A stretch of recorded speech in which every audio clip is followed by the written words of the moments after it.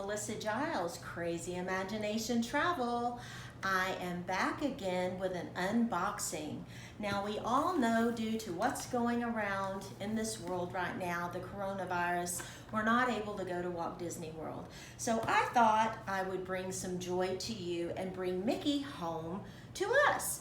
So I got online, ADIDAS.com, and ordered a pair of amazing Mickey Mouse Superstar shoes, tennis shoes. I plan on wearing these around the park, and also as soon as it opens back up, of course, on cruise line, on Adventures by Disney, maybe a trip to Alani. I'm missing it so much.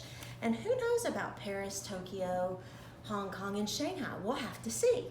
Well, let's open up this box and see what we've got. Love the box, by the way. Adidas has outdone themselves. Oh, look at that, look at that. Here we go. Oh, I see Mickey on the side. He's my superstar. All leather.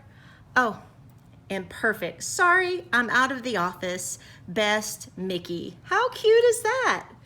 So when I'm not booking your family's Disney vacation in Walt Disney World, I'll be sure to say I'm out of office. Cute, cute, cute.